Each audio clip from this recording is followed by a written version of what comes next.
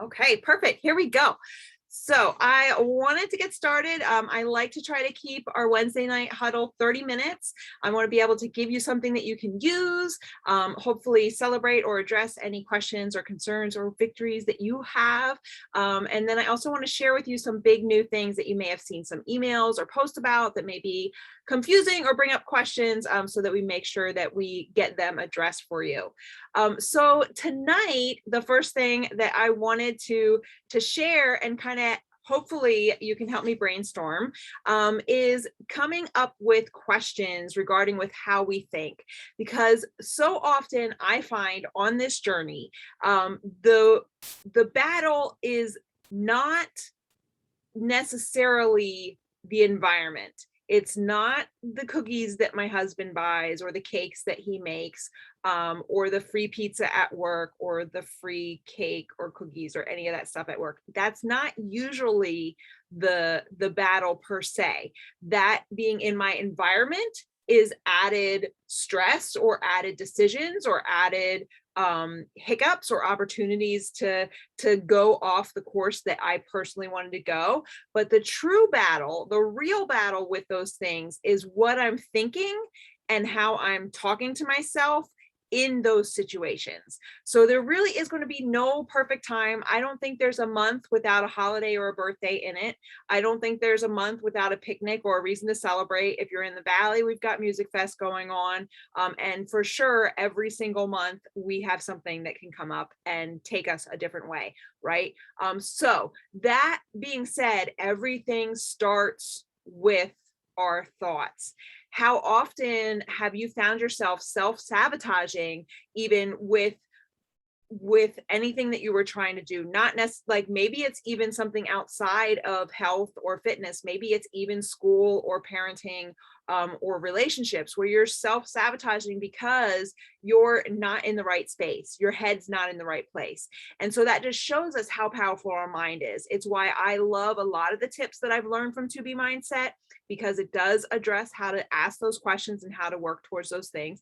But there's still some times, that it is also very personal, because our mind knows our fears, our mind knows our insecurities, our mind knows every secret that we have, every anxiety, everything that we struggle with.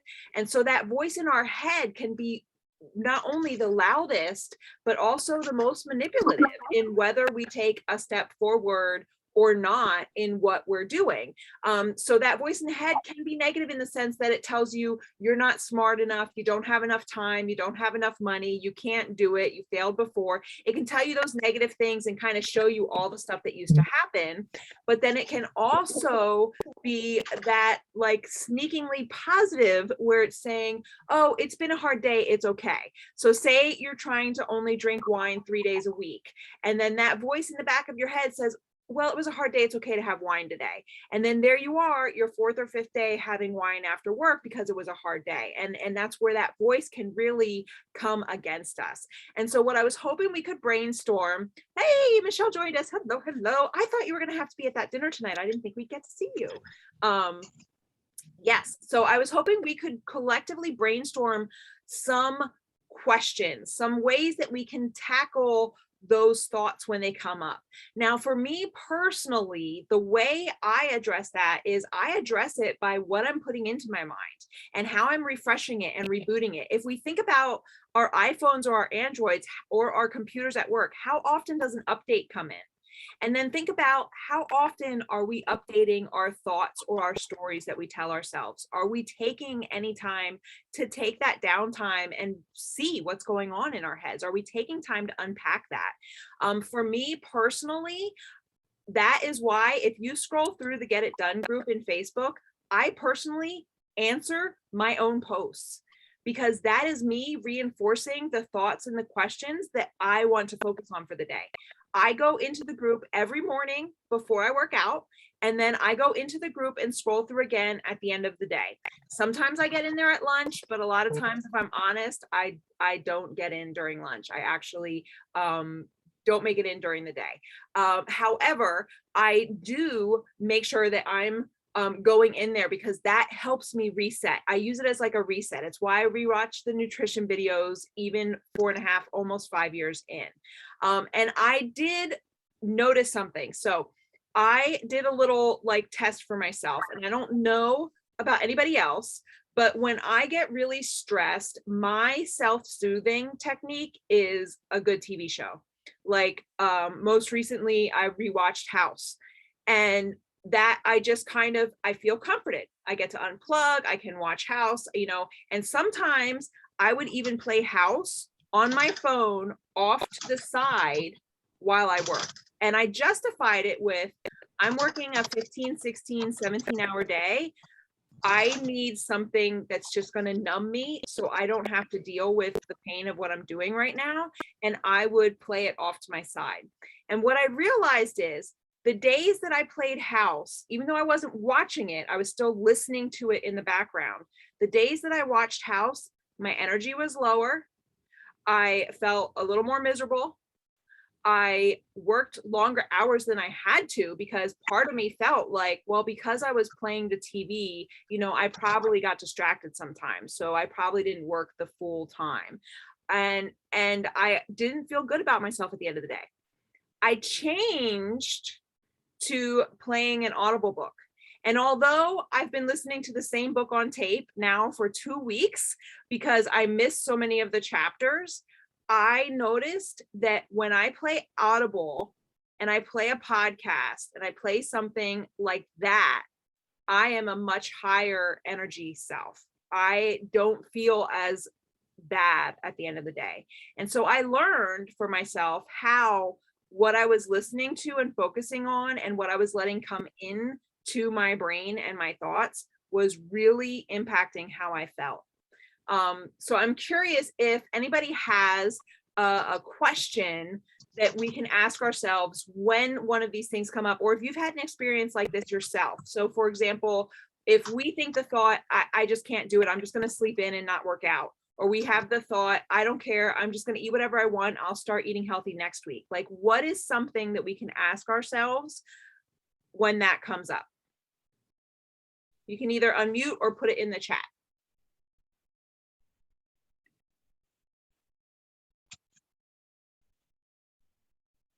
I'll start. I'm not afraid.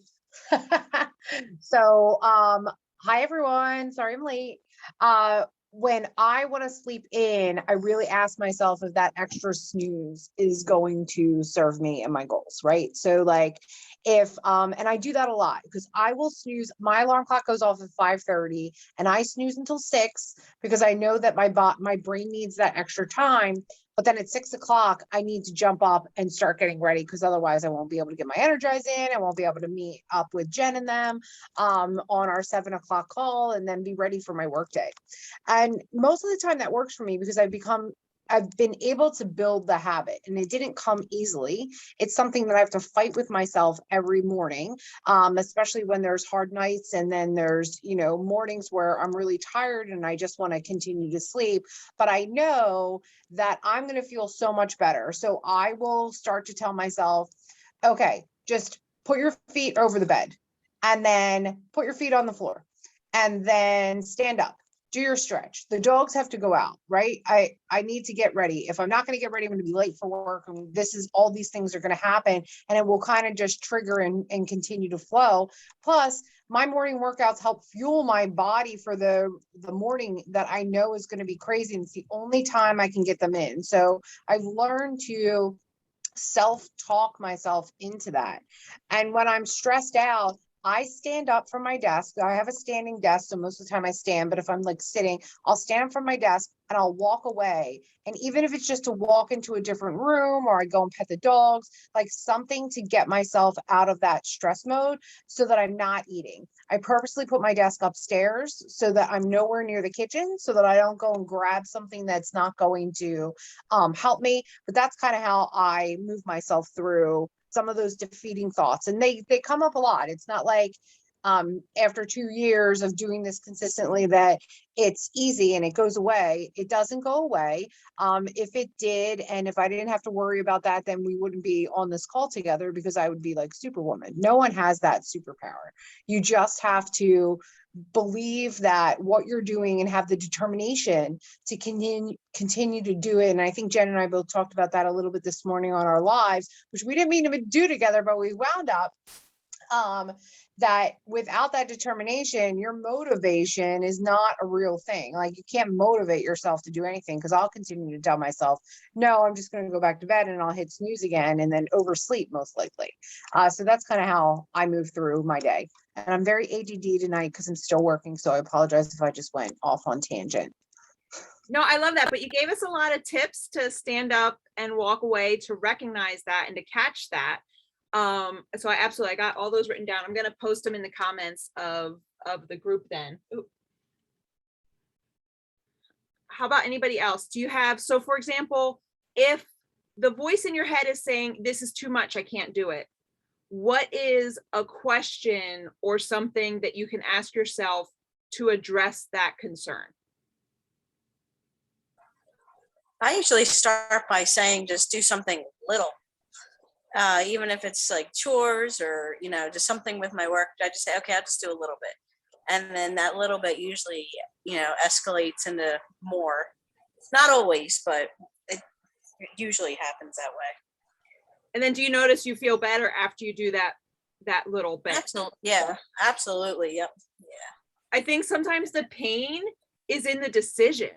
Like, if we're sitting there agonizing about, I should do it, I can't do it, I'm not doing it, we're in that feeling it and focusing on it. Whereas if we just, like you said, pick up that, maybe it's a load of laundry, or maybe hitting the dryer for a second time so it gets fluffy, and that will just feel like it's progress. At least that's what I love it. See, one of my problems is that I seem to have this like aha moment, and I get like really super energized on the way to work, and then I'm like kind of like it's wasted because then I gotta go work. So I need to like somehow apply that when I leave work. So can you give me a little more, like a specific example, like, aha, oh, this is going to be great, and I'm energized that you're driving. So like specifically about, like, well, I'm just like really like into this. Like I'm one of like, I keep thinking about like things that motivate me, things that I want to do for the day, things that I want to change, and then I get to work and it all goes right out the window. So I think if I think about it on the way home somehow, I'd be better off. Yeah. Although I do need to think about it over the course of the day as well. But I it's like I get into work and then I start focusing on my job, and then I'm like, 8 hours goes by and I'm like, wow. I wonder if when you get to work, if you could in the car do like a little video or a little voice memo to yourself. Yeah. And maybe just say, I'm so excited when I get home, I'm going to do 10 minutes of a workout, or I'm so excited, I'm going to drink water. And then like, maybe that's what you can play for yourself. Or maybe hone in to what radio station you were playing, what music you were playing. What was it about that morning commute that had you so optimistic and excited that you can flip it on for your at-home commute? So I love that. And that's a catch to be aware that that's helpful for you. So I wrote on there, do one little thing and see where it takes you. What I'm going to say is, if I'm saying this is too much, I can't handle this, I'm going to ask myself, what do I need? What do I need? Because if I'm saying it's too much, I can't handle this, something else is going on, and just dropping everything is just going to add more to my plate and stress me out more. So there's something I need that I'm not addressing. Do I need to forgive myself? Do I need to take a night off? Do I need to draw a boundary? I have made it. This is my second day I have made it turning work off at 7 p.m. I wrote it down that I was going to turn it off. And today at 6:58, 2 emails came in. I looked at the title. I didn't. I said, I'm done. I'm done. I went, got water, went to the bathroom, and I closed down and I left. I'm not going to say it's going to be perfect. It's going to be a process. When people are off or things come high, I'm probably going to have to really learn that again. But I'm going to keep asking myself, what do I need? And what do I want? What do I really want? Okay, so how about when I think like being such hard workers, like I know Michelle's still working, I know Kathy's in school and still working, I know I work long hours, I know Nadia has, between everything going on with classes and summer classes, like I know a lot is going on too. So what is something when we say I'm so behind, what is something that we can ask ourselves to redirect that?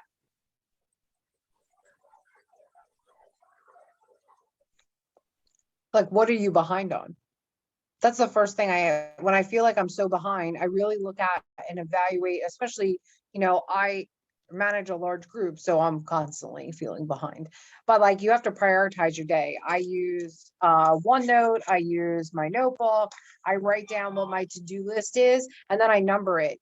And whatever it is that I have to get done, that's my top priority. What can wait until tomorrow? What can wait until the next day? What can I delegate out to someone else, right? Like, and I use that at home too. So if I'm at the house, I have 5 kids, 2 of mine and 3 bonus kids in their 20s. So, and my husband and we have a lot going on. We're both executives in the mortgage world, and I make to-do lists. So I say, I need this done. And okay, these people are going to do this and these people are going to do that. And I'm going to take care of this. We all have our job to do. And I don't give them timelines. I tell them as long as it gets done, I don't care what time it's going to get done on, so that they can kind of self-regulate what they're going to do too. And that's how I determine like where's my boundary? What's my time worth? Because we are worth that extra. Oh, I'm about to have storms here. We are worth that time that we have to, spend on ourselves. Oh, that's so awesome. I love that. I love what can I delegate? And I love that you mentioned you can do this at home too. Can I ask my child, we were teaching Joseph how to do laundry, how to change the washer and the dryer. We were teaching him how to feed his brothers and change the cat litter. We call our 3 cats his brothers. So if he ever tells you he has 3 brothers, they're the cats. We're not hiding any other kids. But we taught him how to change the cat litter so he can help with that. So what can I delegate? What can wait? How about asking myself what can wait? So I read that in a book, I think a year ago or 2 years ago. And the way John Acuff put it is choose to suck at something. If your week is super full, if you're in the home stretch for your finals or a big class or a big exam, or you're in a busy season where you're covering for multiple coworkers, what can you suck at that week? Does the laundry really have to happen? Are you at a point that there's going to be no clothing if you do laundry this week? Or can you suck at that this week and do laundry next week? What can you delegate? I love that you pointed out to actually write it out and see, okay, what am I really behind on? And then I would take it a step further and say, how about what can I celebrate? What did I do? I think sometimes we carry that growing to-do list that we forget how much we freaking did. And we did a lot of stuff. If we only worked out once, we worked out once. Mm-hmm. If we only got our water in, we got our water in. Stop that word only, stop that once and start celebrating some things. So I love this. So if I feel so behind, write down the list and what am I really behind on? Can I delegate it? Can it wait? What can I celebrate? Is it really a necessity? Write it out and get it out on paper. Okay, one last one before I screen share and see if Michelle has anything she wanted to add. And Jen, I love that you said, I'm so sorry. I love that you said celebrate what you did. I tell my team that all the time, and I never do that with myself. So that's such a great point. Yeah, what you did. Like sometimes, like I think just take a moment, like when you're writing that to-do list, also write down everything you did. Absolutely. Okay, so this is one, and it can go like even longer, but it's I messed up. And so specifically, I hear a lot of times I fell off the wagon. I messed up. I didn't get my workout in. I haven't been watching my food. I haven't had my shake. Like I messed up. And so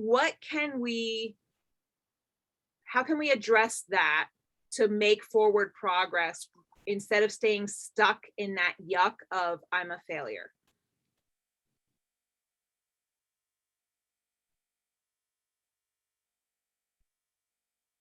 I'll start with, what did I learn? I'll ask myself, what did I learn? Did I learn anything? I learned that I cannot sit next to the pizza with no extra food prepared and everybody talking about it on a very hormonal, stressful day, because I will enjoy 2 pieces of pizza. Can I have 2 pieces of pizza? Yes. Will I make progress if I do that every day? No. So what did I learn? I learned that I need to prepare better and that's why I started packing lunches and packing snacks, even though I know my office buys us lunch on Wednesdays. So I personally pack a whole meal as though I'm not getting free food, so that I can control choices and snacks before and not get to the 1 o'clock, the delivery man's late, feeling ravenous and just gorge myself on silly things and say, oh, well, work gave me free food. I could control it because I learned from my past choices. What else could we say when we feel that I messed up or I fell off? How can I get back? How can I Where get do I back? start? I love that. And you see that a lot with the I fell off the wagon. And, you know, I think we talked about that on the live this morning, getting back up and not worrying about that you had 2 days. And I hear Autumn Calabrese say it a lot. I hear Shanti, Amolia say it, that it's not, you're not falling off. You just continue to move forward. So if you get caught up in like all of your past mistakes or what you messed up on, instead of saying, okay, well, I missed 2 days, but now I'm just going to go and start where I started from or wherever I ended. Or if I needed to start over again, I'm going to start over again. You just kind of move past it instead of dwelling in the negative portion of it. I love that reminder. I think the squiggle is one of my favorites. Yeah. I saved it in my phone favorites and I use it a lot. And so maybe you're sick of me talking about it or posting it, but I share it a lot because everybody thinks it's success is straight up. If I don't lose 100 pounds, losing a pound a day, I'm a failure. It's like, no, that's not the case. It's a squiggle. You learn and you grow, and it's in those squiggles that you really learn. And that's where you learn too, if you want to proceed, like if you really want this and what is causing you to be stuck where you are. And then you can make adjustments. So I love that. Okay. Well, I have to apologize. I did not set you up, Michelle, to ask you if you were sharing. I honestly thought you had your dinner tonight. So did you have anything you wanted to cover? I was going to go over the body and the preferred customer, just do a quick screen share on that. But did you have anything? No, I was supposed to, but work got in the way and Okay. I didn't mess up. I made my priorities what they needed to be. So yeah. Perfect. Well, after I share this video in the group, I'm going to take pictures of these, but I'd love if we could workshop these as they come up, or if you have something else come up. And then, so super quickly, in case you haven't heard or haven't seen, we are in our first 30 days of our new body, which is an additional service to our Beachbody on demand. And so I'm just going to do a quick screen share here for you and share screen. And Jen's doing this on her computer, but you can also get, if you already have the BOD app downloaded, you can see it. It's a little eye on your BOD app. So it's pretty cool. Yeah. So if you have Nutrition Plus, if you pay that extra, if you're grandfathered in at $16.95, your first 30 days, it's free. And then in the future, it'll be $19.95. It is basically, it's our new interactive live fitness program. It's going to offer bar, cardio, HIIT, dance, strength. There's actually going to be some of your fellow friends and maybe even yourself up on the big screen behind the trainers. And so it is also going to be where we house our spin classes for our spin bike that's coming out in fall. If you don't know, we partnered with Mixed Bikes. So we'll be having a bike coming out in the next couple of weeks, and you can also pair it with existing bikes. And this will fit alongside your Beachbody on demand. There's also going to be additional nutrition classes, cooking classes with Autumn and Alana. And the difference is the traditional workouts that you do now are pre-recorded, and they're there. The body workouts are going to be done live. So things could happen and be different and be switched up. The music is a lot of fun for the ones I've tested so far. And then you'll get to actually kind of be on screen, and you'll see the trainers interact and like correct form and see people live. So it's been a lot of fun. We're in the beta testing of it. So I'm just gonna take you really quick to my on demand here. So if you're on, you can see this is a traditional bot. I'm on Beachbody on demand. If you have the Nutrition Plus or you want to do the 30-day trial, when you come in here, it had the little body, the BODI.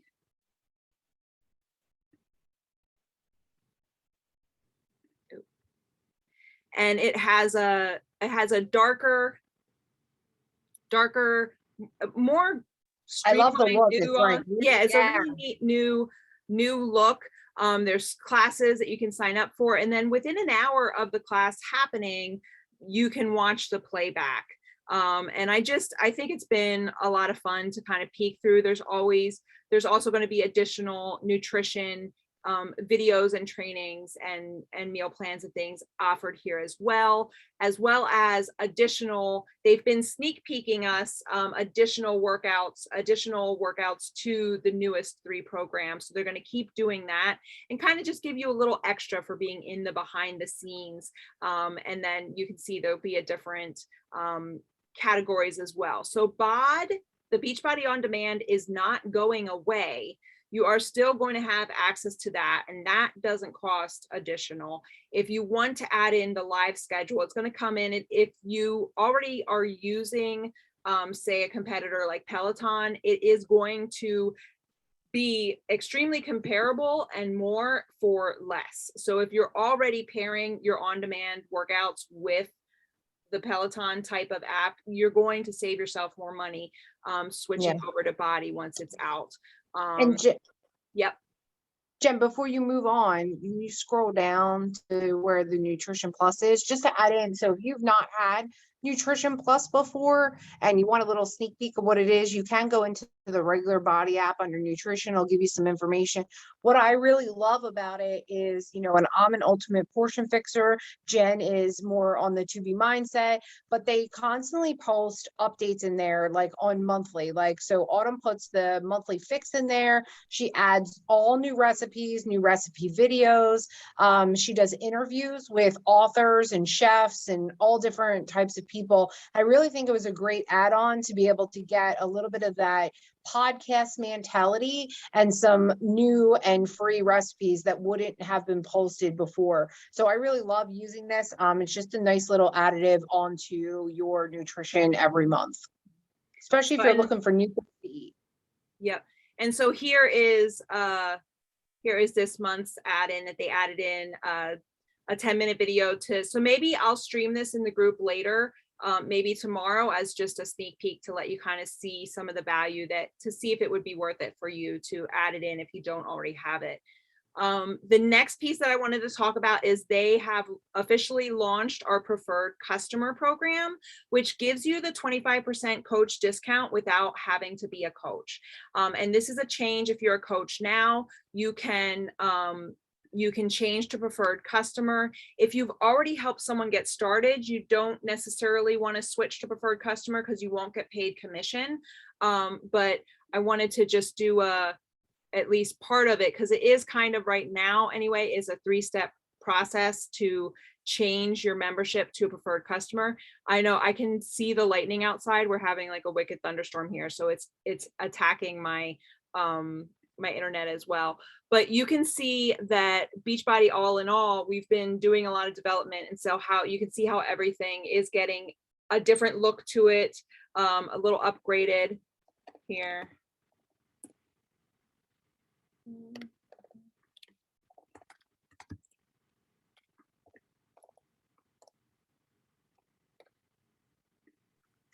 I have to jump, Jen. I'll see. Okay. Well, thank you so much. I'll be yep. Bye. See ya. Oh, apparently I don't know how to spell my last name. No pressure. I just wanted to try to show everyone how to do this really quick. So when you log into teambeachbody.com, you can go into, you'll see it has a little head bubble. When you put your little tracker over the head bubble, you can go to my memberships. And this is where you can change from being a coach to a preferred member.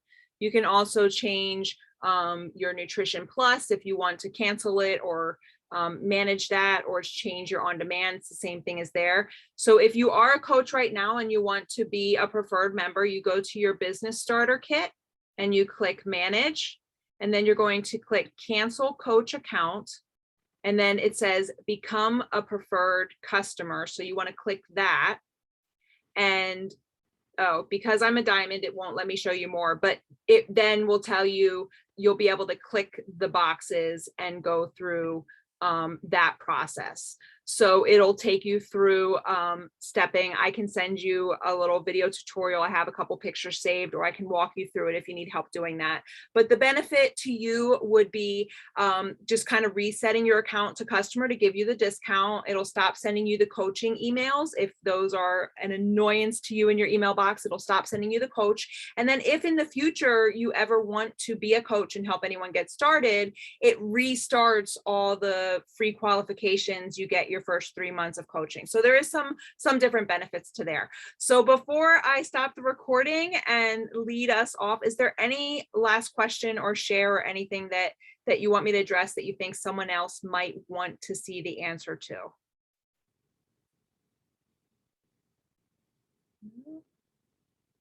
Teacher pause. Okay, well, I hope this was helpful for you. I hope that addressing some of these questions, knowing that you're not alone in these questions, I hope this is helpful for you. And I'm going to stop the recording so we can break off. Thanks so much.